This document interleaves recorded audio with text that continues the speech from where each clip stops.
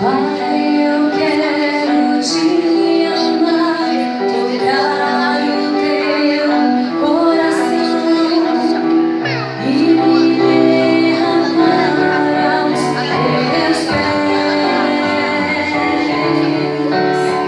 Mais perto eu quero estar, Senhor, e te adorar com tudo que sou e te render glória,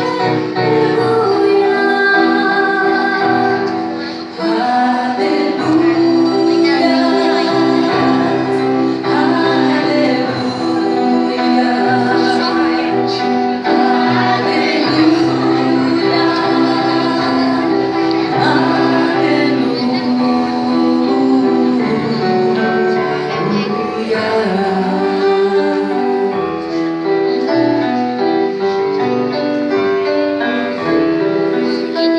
quando lutas vierem me derrubar, firmado em ti eu estarei, pois tu és o meu refúgio, ó Deus. E não importa onde estiver, no vale ou no monte, adorarei. Tu és santo, exaltado, aleluia, aleluia,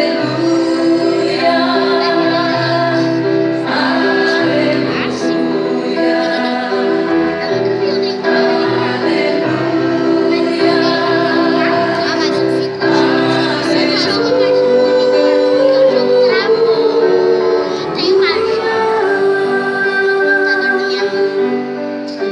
seja Deus.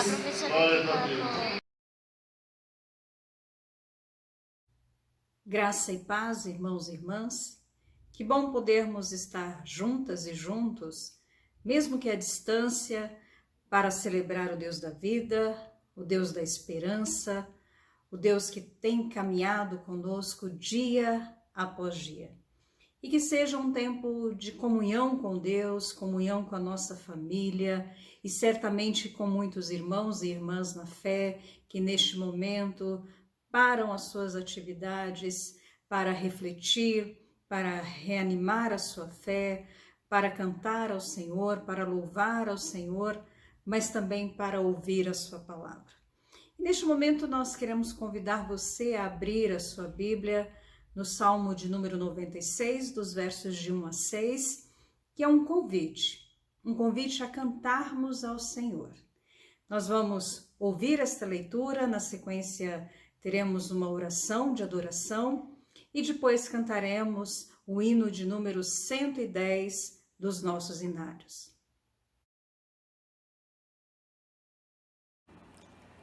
Cantai ao Senhor um cântico novo, cantai ao Senhor toda a terra.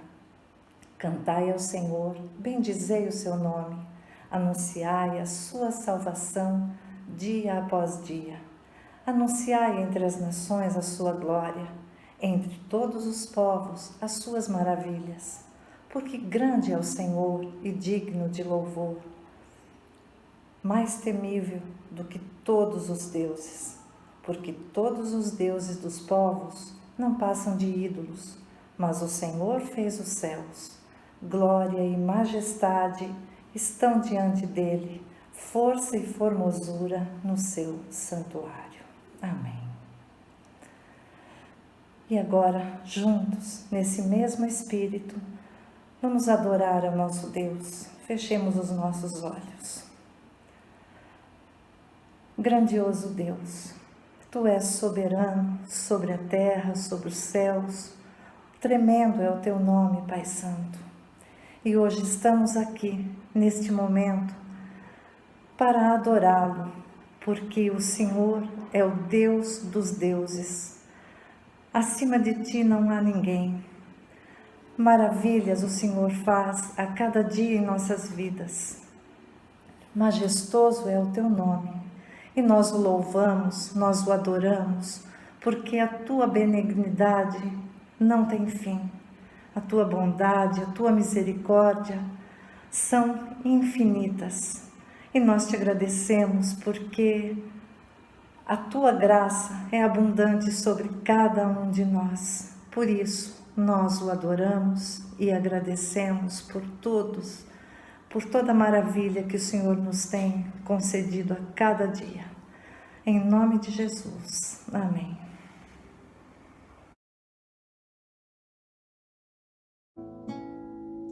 Seja louvado, ó Deus supremo,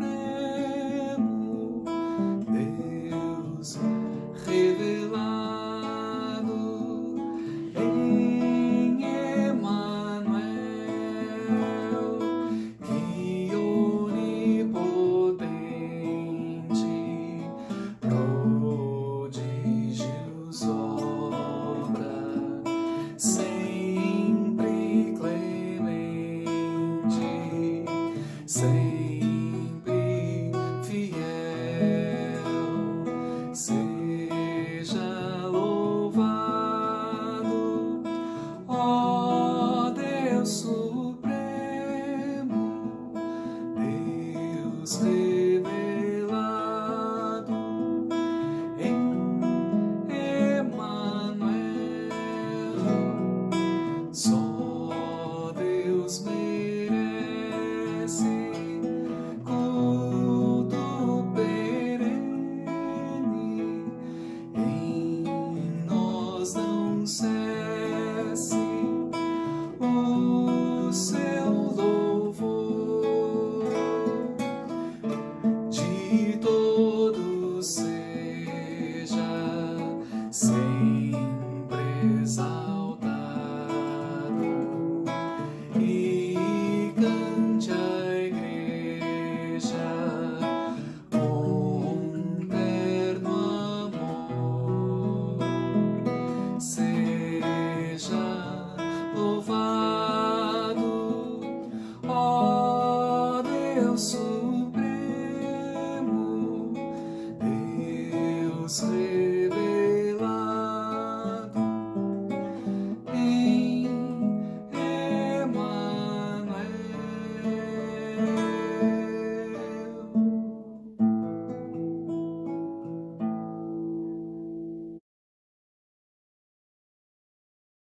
Louvado seja o nome do Senhor, porque a graça e a misericórdia dele têm sido renovados sobre as nossas vidas. Nessa semana, a liderança da nossa igreja em Vila Planalto, reunida, conversou sobre o papel e a importância das crianças na vida da igreja. E como é importante também neste tempo de celebração falarmos diretamente às crianças.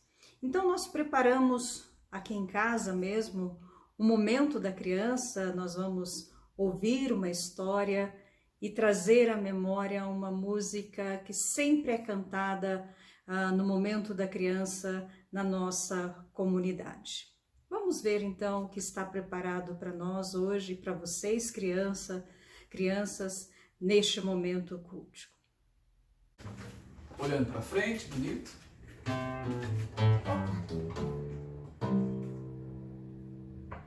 Sou criança e faço parte dessa casa que é casa de Deus. Sou criança e faço parte dessa casa que é casa de Deus.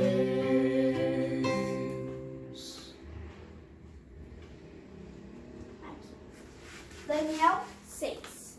Daniel faz suas orações.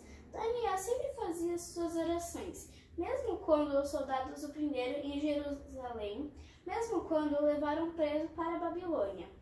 E até mesmo quando o rei da Babilônia fez a seguinte lei: ninguém pode orar a Deus. Aí o rei disse a Daniel: agora você está em um grande problema. Você será jogado na cova dos leões. Na cova dos leões, Daniel orou a Deus e Deus o protegeu. Então o rei disse: o seu Deus é maravilhoso. E o rei deixou que Daniel saísse da cova dos leões. Amém. Amém. Vamos cantar de novo? Sou pequena e importante desse trabalho que a igreja faz. Sou pequena e importante desse trabalho que a igreja faz. Vamos dar um tchau? Tchau! Tchau. Para nossa meditação nessa noite, eu quero convidar você a abrir a sua Bíblia no livro do profeta Isaías, capítulo 40, dos versos de 1 a 8, que diz assim: Consolai, consolai o meu povo, diz o vosso Deus. Falai ao coração de Jerusalém, bradai-lhe que já é fim do tempo da sua milícia, que a sua iniquidade está perdoada e que já recebeu em dobro das mãos do Senhor por todos os seus pecados.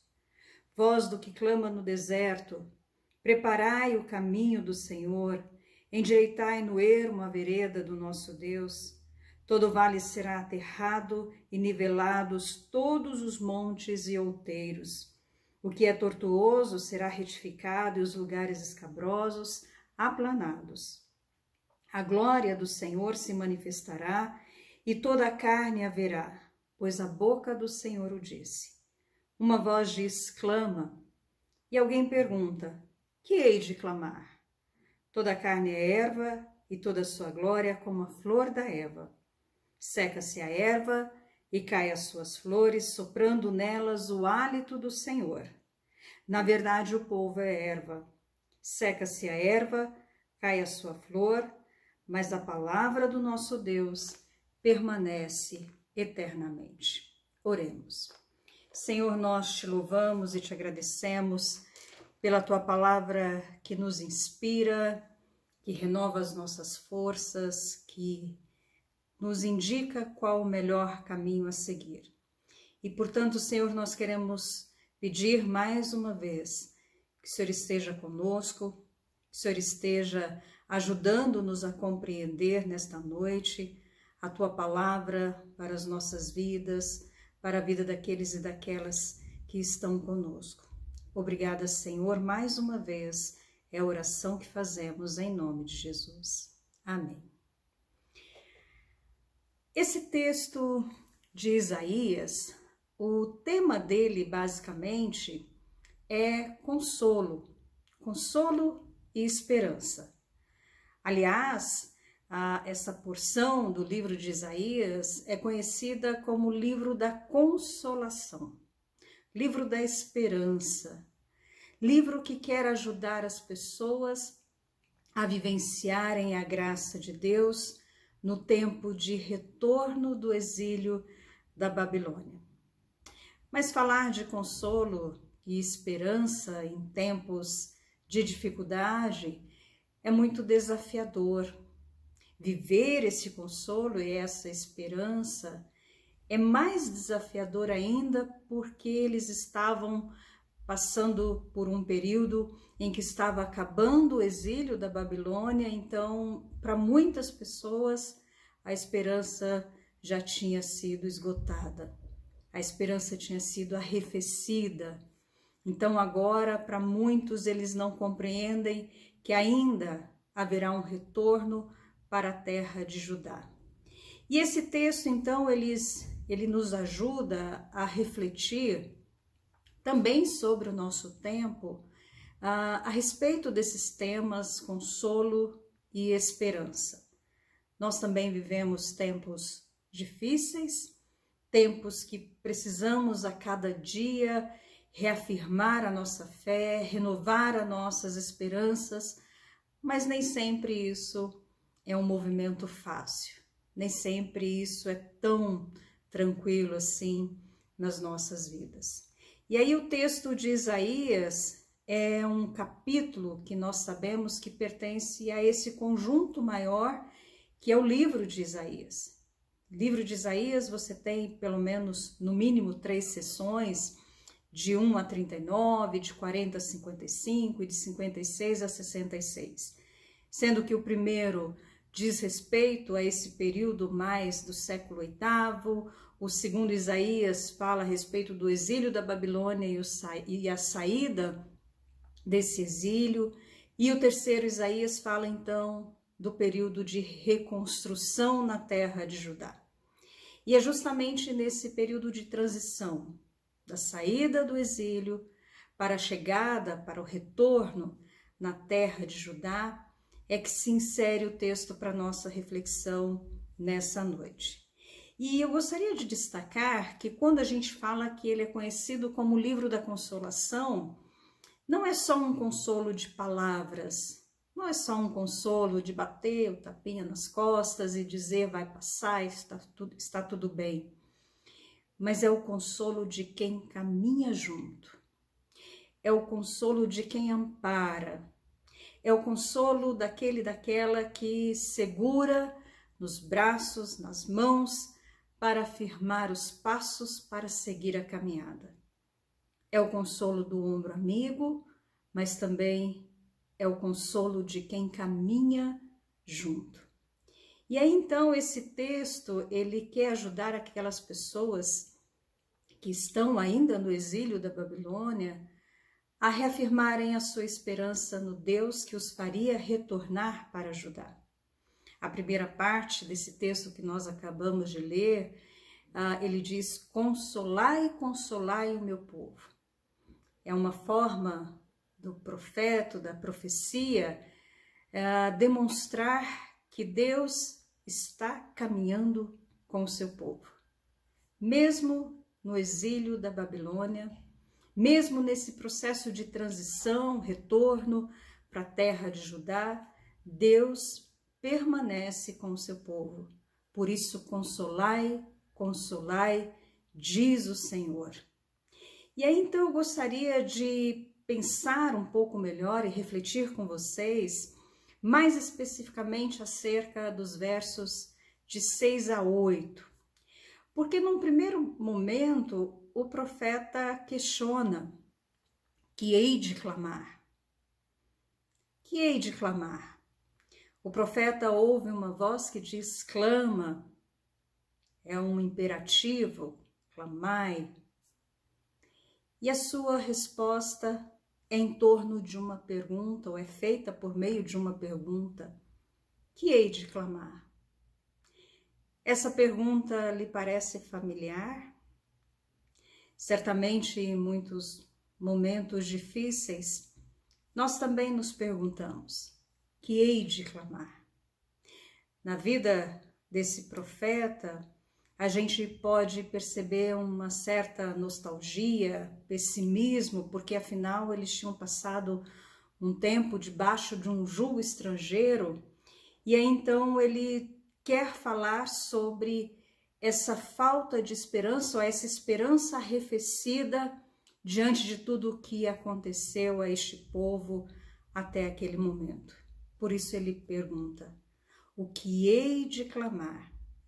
Já perdemos tudo, não adianta clamar, não há esperança, e até mesmo a vida, ela é passageira. Essa atitude do profeta, muitas vezes nós olhamos como falta de fé, mas também pode ser reconhecida como uma atitude natural, porque ele era um ser humano, aquela comunidade eram de pessoas como eu e você, e os questionamentos que ele fez, principalmente naquele momento, está em parte da sua contradição de confiança em Deus, mas também de temor diante de uma situação adversa. Isso porque o texto, ele está falando, ele é parte de um anúncio de libertação, mas ainda assim, esse profeta não se atinou para o fato de que a libertação estaria próxima. Após tanto tempo sob domínio do Império Babilônico, o auspício da liberdade faz com que o profeta chegue a duvidar de tal acontecimento. Sabe aquele momento da vida que uma coisa parece ser boa demais para ser verdade? É mais ou menos isso que acontece com este profeta. Como assim? Seremos libertos depois de tanto tempo? Como assim retornaremos para nossa terra depois de todo esse tempo?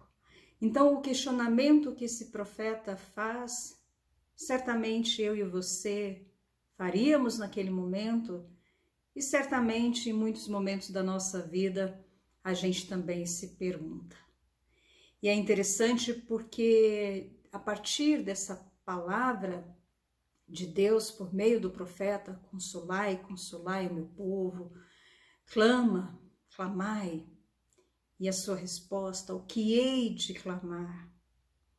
Tudo isso demonstra a dificuldade deste profeta em reconhecer que Deus estava do lado deles, mesmo naquele momento difícil. Isso também demonstra uma fé arrefecida, uma esperança arrefecida, mas que agora tem a oportunidade de ser reafirmada, de ser vivida. Ele tem a oportunidade agora de ver os atos salvíficos de Deus mais uma vez na vida dele. Mas o texto não para por aí. Em segundo lugar, o profeta afirma, depois de questionar, agora vem uma afirmação. A vida é efêmera. O autor ainda se dirige à voz que lhe fala, comparando o ser humano com a erva e as flores do campo. Toda a carne é como a erva e a sua graça como as flores do campo. Seca-se a erva, caem as flores, soprando nelas o vento de Javé. Na verdade, o povo é erva.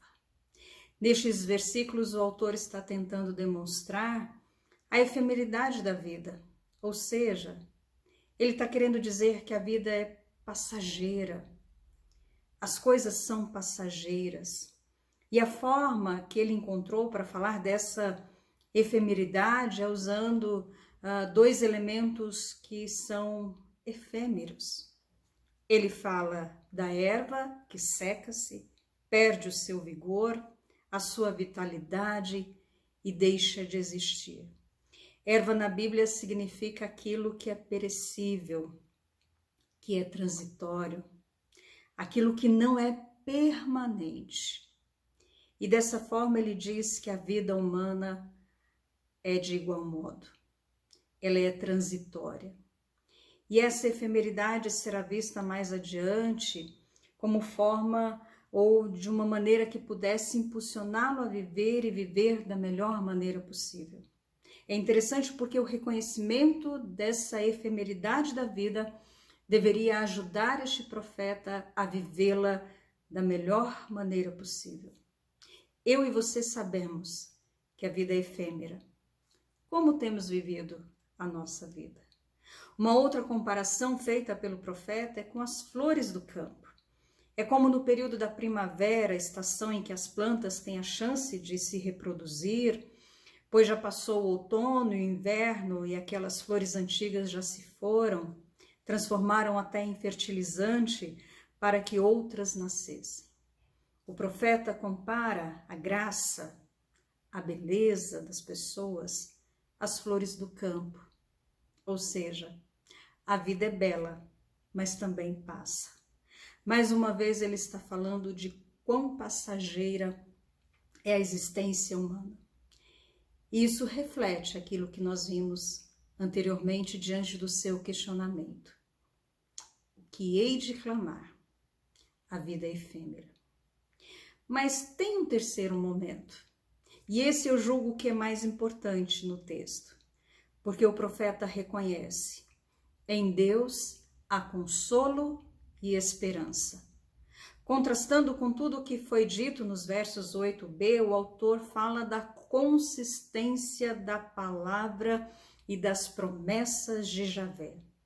A efemeridade da vida versus a consistência da palavra de Javé.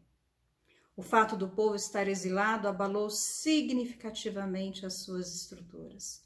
E ainda a perda daquilo que eles possuíam estavam fazendo com que eles perdessem a esperança, pois há muito eles estavam no exílio. o povo estava desanimado, sem força, e a palavra do profeta neste momento é de reconhecimento de que a palavra do Senhor diante da efemeridade da vida, diante daquilo que a vida ela é permanente. Ela não muda. As promessas do Senhor são permanentes. Nos versículos seguintes, se vocês fizerem a leitura, vocês vão ver que ele já vai descrever sobre a grandeza das obras do Senhor e bem como a força que ele dá naquele e naquela que espera por ele. Ao falar que a palavra do Senhor subsiste para sempre, o profeta está fazendo com que o povo se lembre das promessas feitas por ele ao seu povo e que isso era motivo de força, consolo e esperança para continuar a viver. E mais ainda, viver da melhor maneira possível, sabendo, tendo consciência dessa efemeridade da vida, tendo consciência de quão passageira é a vida, as pessoas deveriam então cada vez mais reafirmar a sua esperança em Deus, continuar louvando, continuar cantando, continuar celebrando a esse Deus da vida e vivenciando a sua fé no cotidiano, vivenciando a sua fé em meio aos desafios que estavam sendo apresentados àquele povo naquele momento. Vivemos no presente uma situação que muitas vezes, como eu disse, nos faz questionar. Que hei de clamar? Uma vez que a situação mundial é de instabilidade, desconforto, mortandade, pandemia, enfim, a situação individual é de autopreservação e medo ao mesmo tempo, e a gente tem que se autopreservar mesmo. Mas nesses dias em que vivemos momentos difíceis, dias que muitas vezes podem nos entristecer, arrefecer a nossa fé, a nossa esperança, que possamos olhar para aquele que nos dá consolo e força para sermos profetas e profetisas de dias melhores no nosso tempo.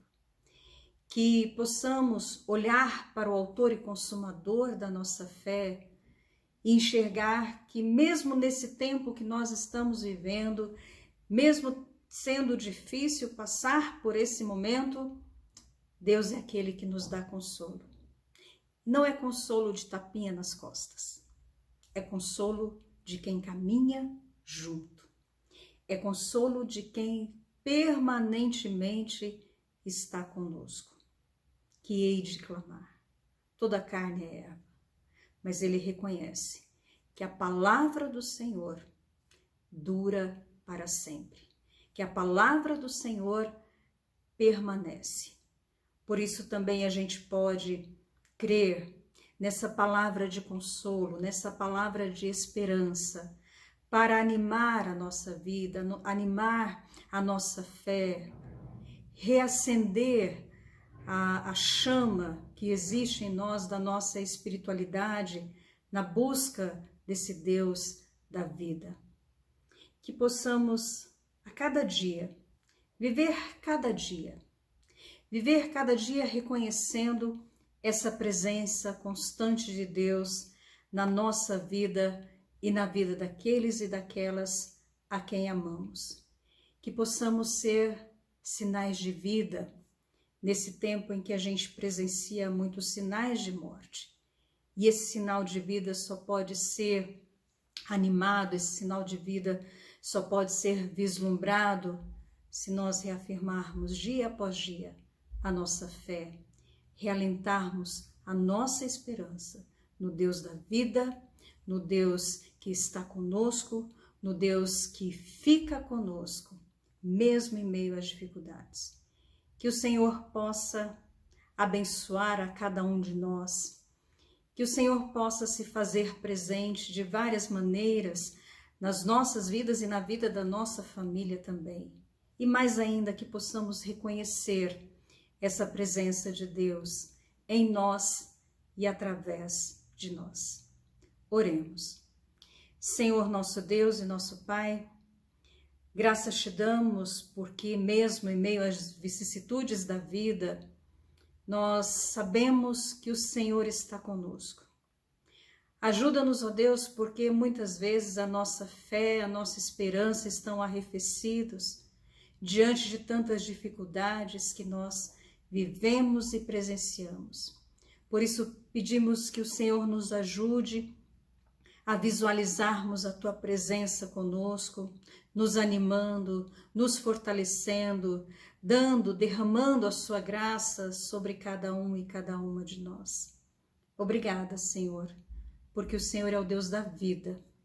O Senhor é o Deus que está conosco.